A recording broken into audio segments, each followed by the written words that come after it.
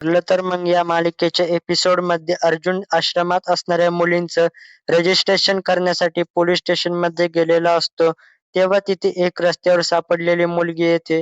पोलीसच तिला घेऊन आलेले असतात. तिची अवस्था खूप बिकट असते. ती प्रचंड घाबरलेली असते. त्यामुळे कोणाशीही बोलण्याच्या मनस्थितीत नसते. अर्जुन तिच्याशी बोलण्याचा प्रयत्न करतो, पण ती जोरजोरात रडू लागते. तेव्हा तो सायलीला पोलीस स्टेशनमध्ये बोलून घेण्याचा विचार करतो आणि पोलीससुद्धा त्या गोष्टीला दुजारे देतात. अर्जुन सायलीला फोन करून त्वरित पोलीस स्टेशनमध्ये ये असं सांगतो. तिला काहीच कळत नाही की अचानक असं का बोलवलं. श्वेतासुद्धा तिथेच असते. तिला जाणून घ्यायचं असतं, पण जास्त हालचाल केली तर संशय येण्याची शक्यता असते. त्यामुळे ती शांत राहते. सायली पोलीस स्टेशनमध्ये पोहोचते तेव्हा अर्जुन तिला त्या मुलीला दाखवतो. तिला पाहताच सायलीला वाईट वाटतं. ती स्वतःसुद्धा हे लहानपणी हरवली होती. ते दिवस तिच्या डोळ्यासमोर जातात.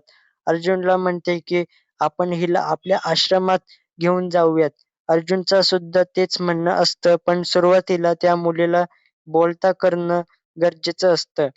पोलीस स्टेशनमध्ये आल्यावर कोणाचाही ऐकून न घेणारी ती छोटी मुलगी सायलीशी मात्र एकरूप होते. तिच्याशी तिची गट्टी जमते. मग सायली अर्जुन तिला घेऊन आश्रमात जातात. दुसरीकडे नागराजने मॅनेज केलेल्या पोलिसांना सचिन आणि राकेश जाऊन भेटतात. त्यांना काही जुना पोलीस रेकॉर्ड तयार करून हवा असतो. त्या बदल्यात त्या पोलिसांना भरपूर मोबदलाही मिळतो.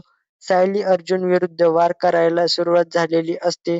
दुसरीकडे सायली त्या मुलीला आश्रमात घेऊन येतात तेव्हा सगळेजण तिचं कौतुकाने स्वागत करतात. तिला आपलंसं करतात. त्यामुळे ती मुलगी ही शांत होते. थोड्या वेळाने मधुभाऊ आश्रमाचा सर्व कारभार सायलीच्या नावे केल्याची प्रत तिच्या हाती सोपवतात. सायलीला फार भरून आलेलं असतं. एक काळ असा होता जेव्हा ती स्वतः हरवून आश्रमात आलेली आणि आता तिला स्वतःला तो आश्रमाचा कारभार सांभाळायला मिळणार असतो. त्यानंतर ती स्वतःची तस्करीचा विषय काढते. मी कुठेतरी वाचलं होतं की अशा बऱ्याच स्त्रिया आहेत ज्यांना किडनॅप करून त्यांच्याशी चुकीचं वागलं जातं. त्याचं काय होत असेल? मला या सगळ्या मुलींसाठी, महिलांसाठी काम करायचं आहे, अशी इच्छा ती व्यक्त करते. यावेळी श्वेता मात्र तिच्याकडे कुस्तीकपणे बघत असते.